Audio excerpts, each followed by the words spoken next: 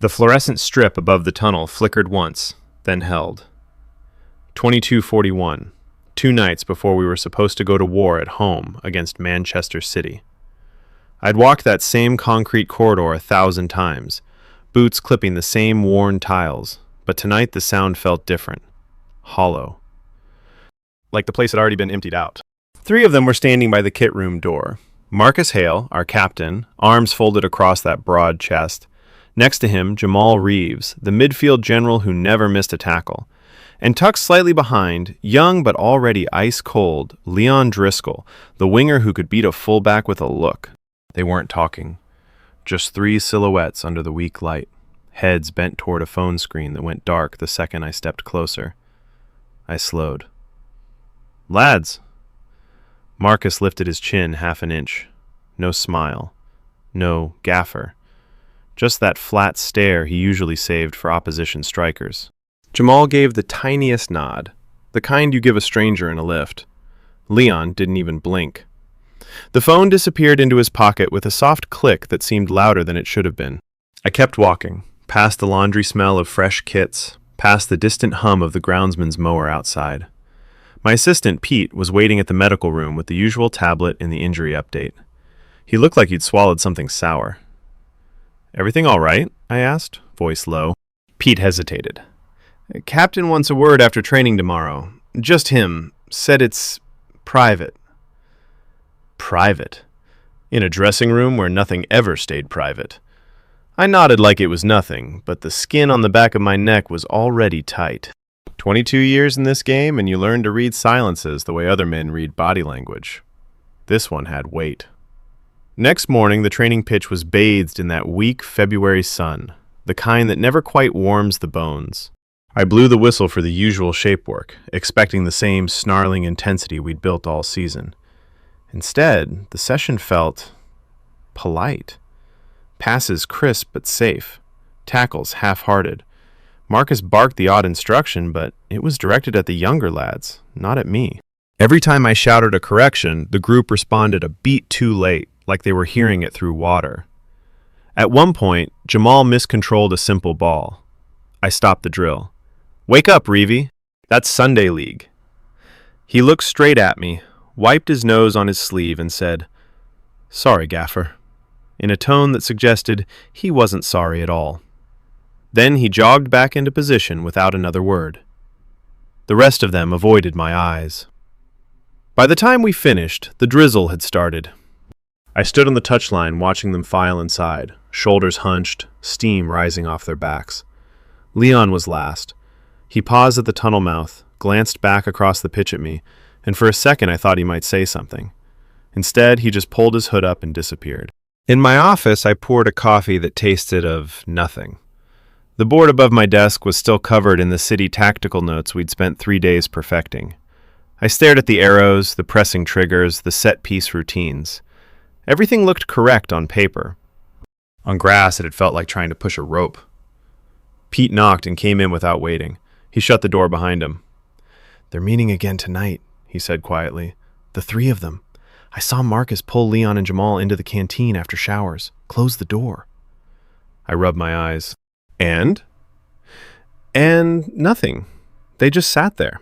No raised voices, no phones out, just sitting. I laughed, but it came out wrong. "Jesus, Pete, you're making it sound like a bloody seance."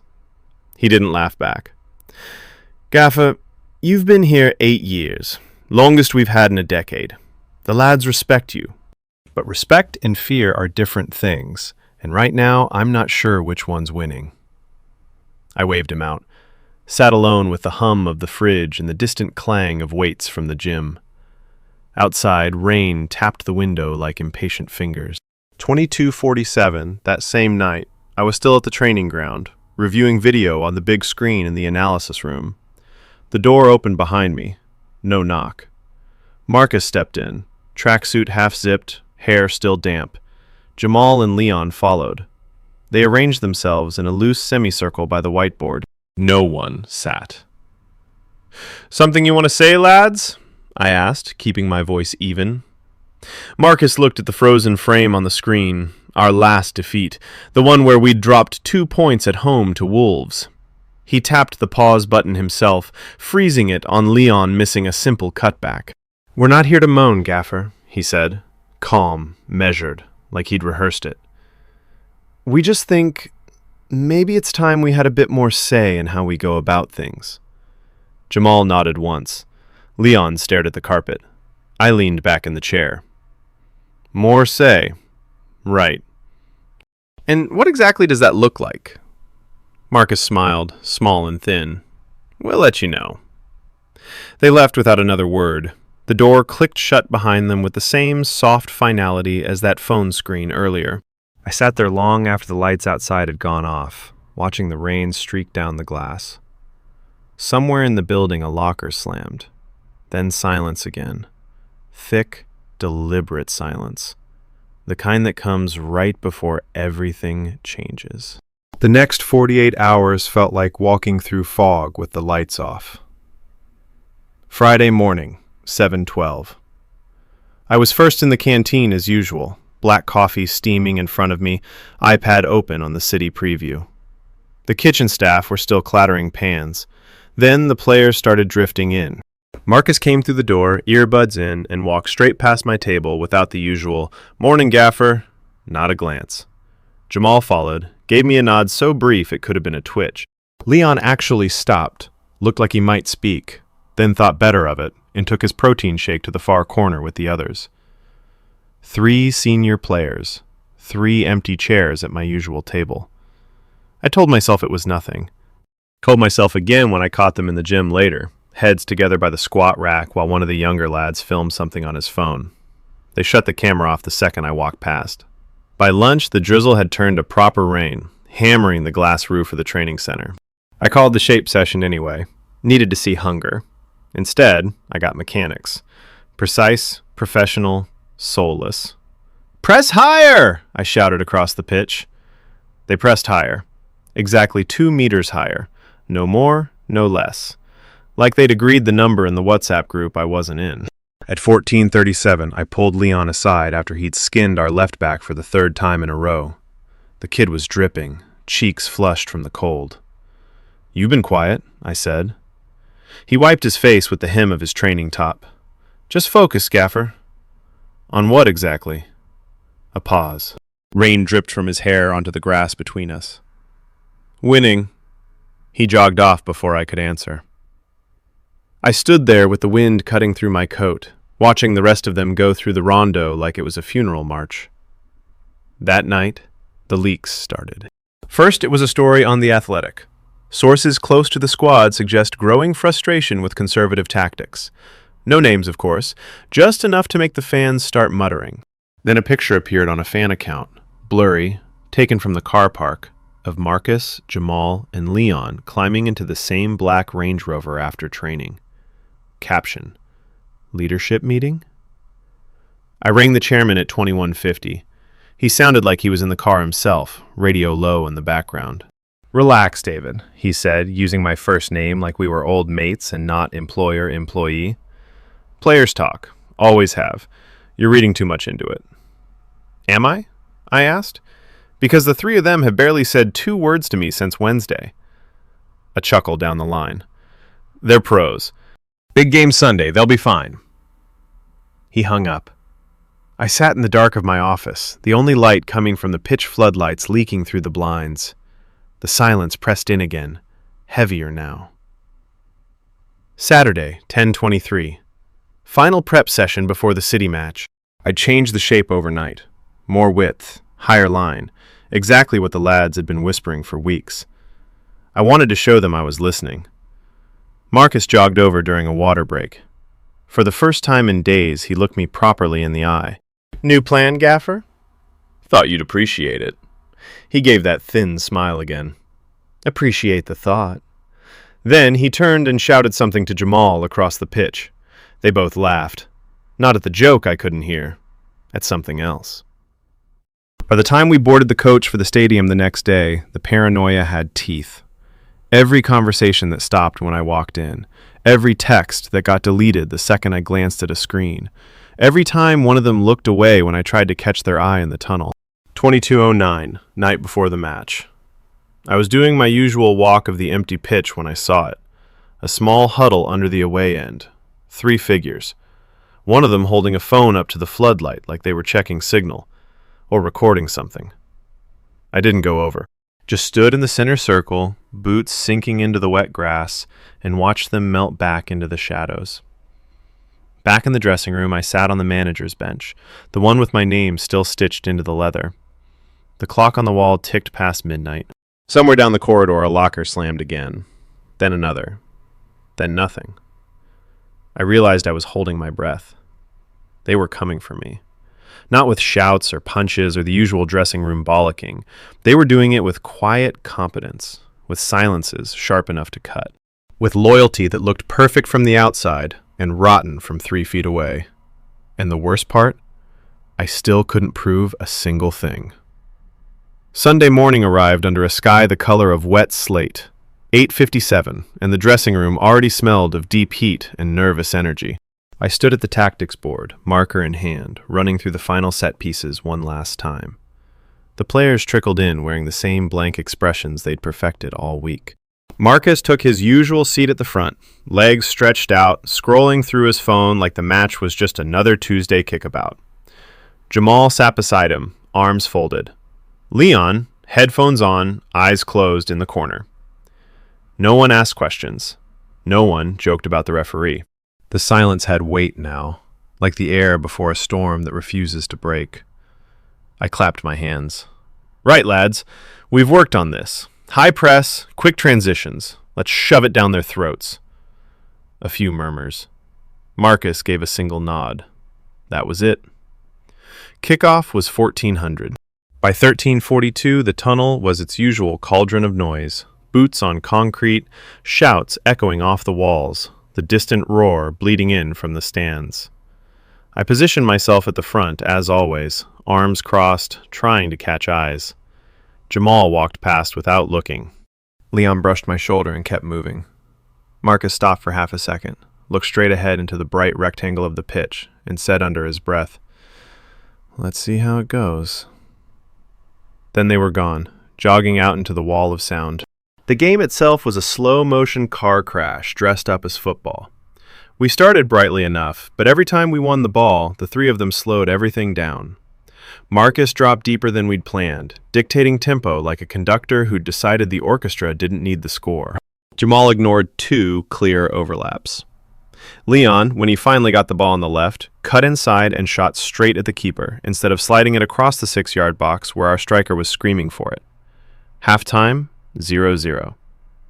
The dressing room door slammed shut behind me. I didn't shout. I never do. Instead, I walked the length of the room, voice low. "Leon, what the fuck was that decision?" He looked at the floor. "Thought I could take the shot, Gaffer." "You thought wrong." Marcus leaned against the wall, arms folded. "We're still in the game. No need to panic." The way he said it made my stomach turn. Calm, reasonable, like he was the one managing me. Second half was worse. City scored on 58 minutes after Jamal lost his man for 3 seconds, exactly long enough. Then another on 71 when our press evaporated the moment Marcus shouted, "Shape!" instead of pushing higher like we'd drilled. Final score, 2-1. The fans stayed to boo us off. In the tunnel afterwards, the silence was surgical.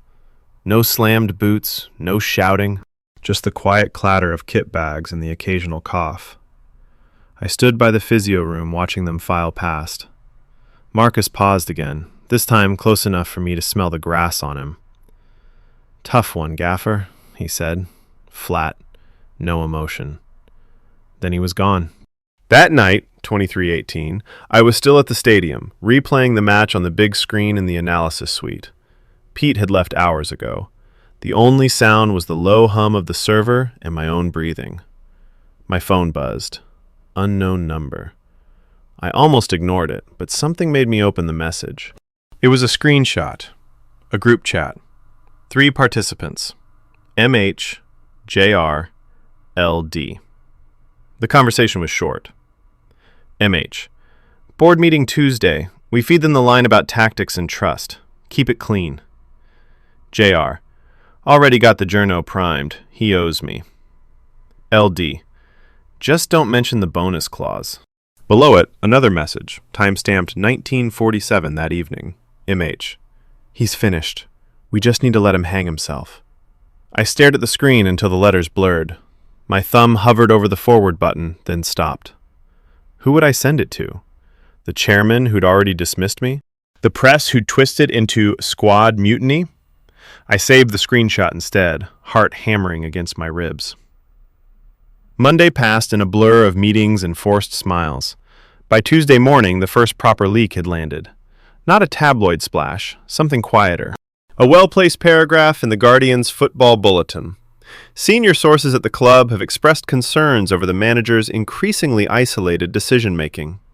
No names, just enough smoke. I walked into the training ground at 0740 to find the three of them already in the gym, laughing about something on Leon's phone. The second I entered, the laughter died like a switched-off radio. Marcus gave me the nod again. Polite, professional, deadly. At 11:22, the chairman's secretary rang. Boardroom at 1400. Just a quick catch-up, she said. Her voice was too bright. I already knew what it was. In the boardroom, the curtains were drawn against the gray afternoon light. The chairman sat at the head, two non-execs either side, all of them in suits that cost more than most players' boots. Marcus, Jamal, and Leon were already there. Not in tracksuits, but smart casual, like they belonged at the table. The chairman cleared his throat. David, we've had some feedback from the playing group. They feel the methods are perhaps a little dated. They've come to us with some constructive suggestions. Marcus leaned forward, elbows on the table, voice smooth as pitch. We're not here to cause trouble, Gaffer.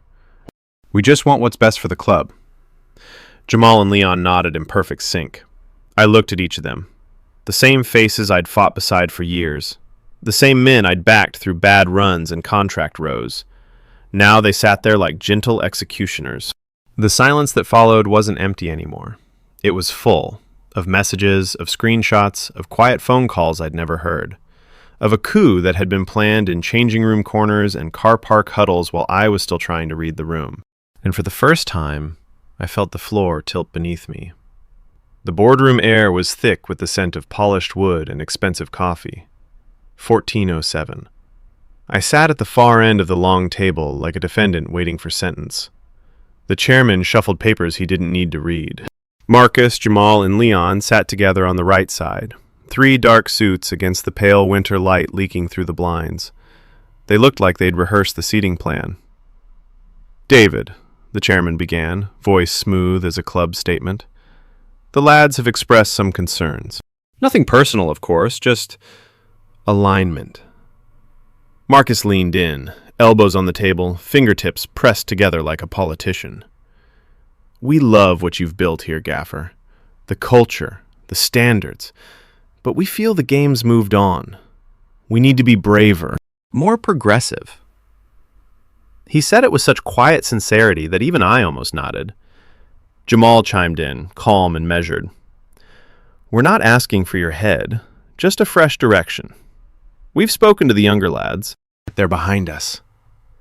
Leon stayed silent, but his eyes flicked to mine for half a second, long enough to see the calculation behind the loyalty mask. I kept my face still. In this direction, it wouldn't happen to include that top 6 bonus clause in your contracts, would it? A flicker. Marcus recovered instantly. That's got nothing to do with it. The chairman cleared his throat again. We're not here to point fingers. We're proposing a player-led initiative. The 3 of you will sit on a new leadership committee. Input on tactics, training load, even recruitment conversations. Modern football, David. Collaboration. I laughed once, short and bitter. The sound died against the heavy curtains. By 15:30 it was done. No sacking, not yet. Just a mutual review period. Code for slow execution. I walked out of the boardroom with the 3 of them behind me, their footsteps perfectly in sync. In the corridor, Marcus touched my shoulder. The first physical contact in days. Appreciate you hearing us out, Gaffer. His voice carried down the hallway like a recording. That evening, the club website dropped the press release. Strengthening squad unity ahead of crucial run-in. My name was mentioned once, buried in paragraph 4. Marcus was quoted. We're all pulling in the same direction. The quotes were already trending. Wednesday morning, 9:45. The training ground car park was full of cameras. Sky, BBC, even the local radio van. The press conference had been called at short notice. To address recent speculation. I sat at the top table in the media room, tie too tight, lights burning hot on my forehead. Marcus was beside me. Not Pete, not the captain in the usual sense, but the new face of the club. The journalist from the Times went first. Marcus, there are reports of dressing room unrest. Care to comment? Marcus leaned into the mic, relaxed, almost smiling. Unrest? Nah. We've had honest conversations, that's all. The gaffer's been brilliant with us. We just want to help push things forward. He turned and gave me the smallest nod, eyes full of fake respect. The cameras loved it. I answered the next few questions on autopilot. Tactics, the upcoming trip to Liverpool, injury updates. Every word felt like it was being fed through a filter. Jamal and Leon weren't even in the room, but I could feel them watching from somewhere. Probably the canteen, phones out, group chat pinging. Then came the trap. A woman from the Athletic, notebook open. Gaffer, the players have apparently been meeting without you. Is that true? Before I could answer, Marcus jumped in, smooth as oil. We meet all the time, love. That's leadership. We're protecting the group. The gaffer knows that. He placed a hand briefly on my forearm under the table. The cameras couldn't see it. The gesture looked supportive. It felt like a handcuff. I smiled for the lenses. Everything's fine. The lie tasted like metal. By the time I got back to my office, the damage was done. Social media was already flooded with clips. Marcus, the calm statesman, me, the tired old man blinking under the lights. Comments poured in. Finally, someone speaking sense. Time for fresh blood. One account, anonymous, but the profile picture was a black Range Rover, posted a screenshot of our last defeat with the caption, "When the players have to carry the manager." I shut the laptop. Thursday's training was theater. The press were allowed in for the open 15 minutes. Marcus led the warm-up, voice loud and clear, calling instructions I'd written the night before. Every time he shouted, "Well done, lads!" the cameras clicked. I stood on the touchline like a spare part, arms folded, watching my own squad perform loyalty for the lenses. At 11:12, Leon nutmegged a young fullback, then jogged past me without a word. But as he went, he muttered something under his breath, just loud enough. Keep smiling, Gaffer. That night, 1:03, I was alone in the house. The replay of the press conference was still playing on mute on the TV. Marcus's face frozen mid-nod, looking every inch the future. My phone buzzed on the coffee table. Another unknown number. This time it was a voice note. Leon's voice, low and calm. You still don't get it, do you? We're not against you. We're just moving on. Quietly. No mess, no stories. That's how it works now. The message ended.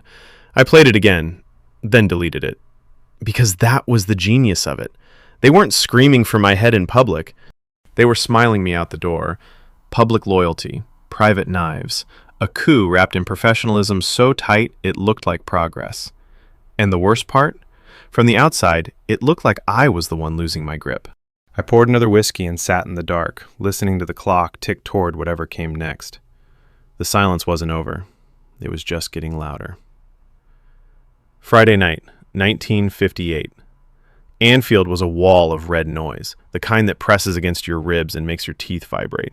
We were in the away dressing room, the one with the low ceiling and the paint that always seemed damp. I stood at the tactics board for the last time, marker squeaking as I underlined the press triggers. Marcus sat front row, tie loosened, staring at his boots. Jamal was next to him, rolling his shoulders.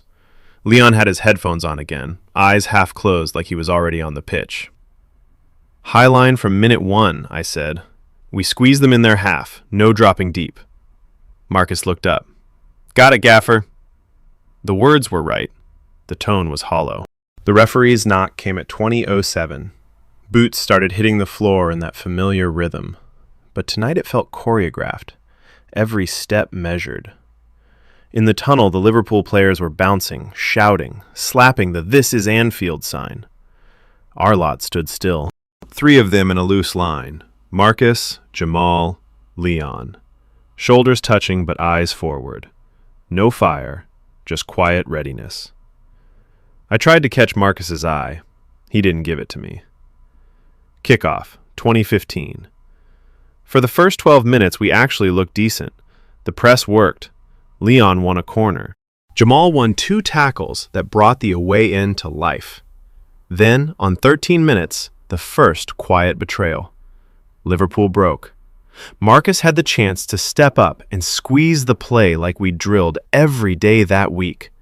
Instead, he dropped half a yard. Just half a yard. Enough for their number 10 to slip the ball through. Jamal misread the runner. Leon jogged back instead of sprinting. Goal. 1-0. The Anfield roar swallowed everything. I was up on the touchline screaming instructions. My voice disappeared into the noise. Marcus jogged past the dugout on the way to restart, close enough for me to see the sweat on his forehead. He didn't look at me. Halftime, 1-0 down. The dressing room was sauna hot. I tore into them, voice raw. What the fuck was that shape? We trained this! Silence. Not the shocked kind, the loaded kind. Marcus wiped his face with a towel, slow and deliberate. We're trying, Gaffer. Pitch is heavy. Jamal nodded. Leon stared at the floor tiles like they held the answers. Second half, 45:02. I made changes at the break, pushed another midfielder forward, told them to take risks. For 10 minutes, it worked. We equalized on 52 minutes when Leon actually delivered a decent cross. 1-1. The away fans sang my name for 30 glorious seconds. Then the collapse. On 64 minutes, Liverpool went long. Marcus was the last man. He had 2 yards on their striker. Instead of winning the header clean, he mistimed it on purpose, just enough to glance it into the channel. Jamal was slow to cover. Leon stood watching. 2-1. I was screaming from the technical area, arms wide. Marcus jogged past again, this time close enough for me to hear him mutter under his breath. Keep shouting, Gaffer. Looks good on camera. The 4th official's board went up. Triple substitution on 71 minutes. The 3 of them came off together. Marcus first, then Jamal, then Leon. As they walked past me, they didn't touch fists, didn't slap backs, just 3 straight faces, eyes fixed on the tunnel. The substitute who replaced Marcus patted my arm. Sorry, Gaffer. He sounded like he meant it. The others didn't even try. Final whistle, 3-1. The tunnel after the game was a different temperature, colder somehow. Liverpool players were laughing, slapping walls. Ours filed through in silence. I stood by the physio door watching them. Marcus stopped right in front of me, kit soaked, mud up to his knees. Tough night, he said, voice flat, eyes empty. We'll talk on Monday. Then he walked on. Jamal and Leon followed like shadows. No eye contact, no apology, just the soft scrape of studs on concrete fading down the corridor. Back at the hotel, 2347. I sat alone in my room with the replay on my laptop. Frame by frame, I watched it. The half-yard drop, the mistimed header, the jog instead of sprint. Every mistake was perfect, professional enough to look like bad luck, deliberate enough to feel like a signature. My phone lit up. Group chat, the official one. Marcus had posted a message at 23:51. Gutted tonight, but we go again. Thanks for the support. It already had 40 hearts from the squad. I zoomed in on one freeze frame. 67:42.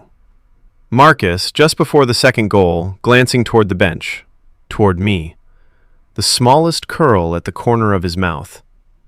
They hadn't forgotten the plan. They remembered exactly what they wanted to do, and they'd done it on the biggest stage, under the brightest lights, while smiling for every camera in the country. The silence had found its voice, and it sounded like Anfield singing someone else's name. Monday morning, 8:41. The training ground felt like a different building. Same corridors, same fluorescent hum, but the air had changed, thinner, sharper, like everyone was breathing through a straw. I walked straight to my office, door already ajar. Inside, the chairman was waiting behind my own desk. 2 board members flanked him, and across the room, on the leather sofa I'd sat on 1,000 times after wins, were Marcus, Jamal, and Leon. Suits again. No training kit. No sweat. Just 3 calm faces under the weak strip light. "David," the chairman said, not standing. "Sit down. This won't take long." I stayed standing. The carpet felt too soft under my shoes. Marcus spoke first, voice low and reasonable, the same tone he used in press conferences. "We've reflected over the weekend, Gaffer. The Liverpool result, it showed us the gap. The squad's spoken. We need a different voice, someone who can take us to the next level." Jamal nodded once. "It's not personal. You've given everything." Leon didn't speak. He just looked at the trophy cabinet behind me, eyes tracing the silver like it already belonged to someone else. The chairman slid a single sheet of paper across the desk. "Mutual consent. 6 months' money. Strong reference. We announce it this afternoon. Clean. Dignified." I stared at the words until they blurred. My name typed in full at the top. Date already filled in. The silence in the room was so complete, I could hear the second hand on the wall clock ticking behind me. Marcus leaned forward slightly. "We've drafted a statement from the players. Supportive. Grateful. We'll all post it at the same time." I looked at him then. Really looked. The same man I'd once dragged off the pitch at 4-1 down against Arsenal, arm around his shoulder, telling him the fight wasn't over. Now he sat there offering me a polite exit like he was doing me a favor. "You planned this from the tunnel that night," I said quietly. Not a question. Marcus didn't blink. "We protected the group, Gaffer. That's what captains do." Jamal checked his watch. Leon's phone buzzed once in his pocket, and he silenced it without looking. The chairman cleared his throat. "Best for everyone, David. The club moves forward. You get time to reset. Win-win." I picked up the pen. My hand didn't shake. I signed because there was nothing left to fight with. Not in that room. Not against 3 men who had already rewritten the script while I was still reading the old one. At 09:17, it was over. They stood up together like a single unit. Marcus extended his hand. I shook it. Dry. Firm. Final. "Appreciate everything, Gaffer," he said. The others echoed it. 3 voices blending into one polite knife. I walked out of my own office without looking back. The corridor was empty except for one young academy kid pushing a laundry trolley. He froze when he saw me, eyes wide. I tried to smile. It didn't work. By 11, the club statement was live. "After 8 successful years, David Hargrove and the club have parted by mutual consent." Marcus's tweet followed 30 seconds later. Picture of us shaking hands after a win last season. Caption: "Legend of the club. Wish you all the best, Gaffer. The boys are behind you." The replies flooded in. Heart emojis. Proper leader. Class act. I sat in my car in the car park, engine off, rain starting to freckle the windscreen. My phone kept vibrating. Agents, journalists, ex-players. I let it ring out. At 13:22, a final message arrived. Unknown number, again. A single voice note from Leon this time, recorded in what sounded like the empty dressing room. "You did good things here, but good things have an end. No hard feelings." The recording ended with the soft click of a locker shutting. I deleted it. Then sat there listening to the rain on the roof until the training ground lights started switching off one by one, even though it was still daylight. Someone was already changing the bulbs in my old office. I could see the flicker through the blinds. The coup was complete. Not a single shout, not one public scene, just silence, precision, and the slow tightening of a net woven in group chats and car park corners. I started the engine and drove away without looking in the rearview mirror. Behind me, the floodlights stayed on for the new era, bright, clean, and already forgetting the man who used to cast the longest shadow in that tunnel. Tuesday evening, 1852. The stadium was a hollow cathedral. Floodlights still on from the academy session that had finished hours ago, but the stands were empty, seats glistening under a thin drizzle. I'd driven back without really meaning to. One last time. The security guard at the player's entrance had let me through with a quiet nod, pity in his eyes that he tried to hide. Boots on concrete again. This time my own footsteps were the only sound echoing down the tunnel. No kit bags, no banter, just the low buzz of the lights and the distant drip of water from a leaking gutter somewhere above. I pushed open the dressing room door. It swung without resistance. The room smelled of nothing now. No deep heat, no grass, no adrenaline, just cold air and faint disinfectant. My nameplate had already been unscrewed from the manager's bench. A faint rectangular mark left on the leather where it used to sit. I sat down anyway. The same spot where I'd given 1,000 team talks. The clock on the wall read 1903. The fluorescent tube above me flickered once, exactly like it had that first night in the tunnel. I almost laughed. My phone was off. Had been since the statement dropped. No more messages, no more voice notes. Just silence. The same silence they'd weaponized against me, now wrapped around the entire building like a shroud. I stared at the empty pegs. Marcus's spot, Jamal's, Leon's. 3 hooks still with tiny bits of tape where their names had been. I could picture them standing here 3 nights ago, after Liverpool, quietly packing their bags while I was still shouting at the 4th official. No raised voices, no slammed lockers that night either. Just the soft rustle of kit being folded and the occasional cough. Efficient. Professional. Merciless. The realization came slow, like cold water rising up my chest. They hadn't hated me. That would have been easier. Hate burns loud. This was worse. This was indifference dressed as respect. They'd studied me for months, my routines, my tells, my stubborn faith in the old methods, and then dismantled it piece by piece without ever needing to raise their voices. A masterclass in quiet power, the kind the modern game rewards. I pulled the crumpled match sheet from Liverpool out of my coat pocket, folded it open on my knee, their names underlined in my own handwriting. Captain, Vice, Key Influence, the 3 pillars I'd built the dressing room around. Now the pillars had decided the temple needed a new roof. 1917. I stood up and walked out onto the pitch. The grass was heavy, waterlogged. My boots sank with every step until I reached the center circle. The stadium lights cast long shadows across the turf, my shadow stretching all the way to the tunnel mouth, thin and distorted. I turned slowly, taking it in. The away end, where the fans had sung my name for 30 seconds on Saturday. The dugout, where Marcus had muttered, "Keep shouting," as he walked past. The exact blade of grass where Leon had stood watching the second goal go in. Everything looked the same. Nothing was. The club would move on by Friday. New manager announced before the weekend, probably some bright young tactician with a PowerPoint full of data and no history here. The 3 of them would be photographed shaking his hand, all smiles and forward-thinking quotes. The narrative already written. Tired old manager, progressive players, necessary change. And the silence? It would continue. Smoother now, polished, marketable. I crouched down, ran my fingers through the wet grass. Cold. Real.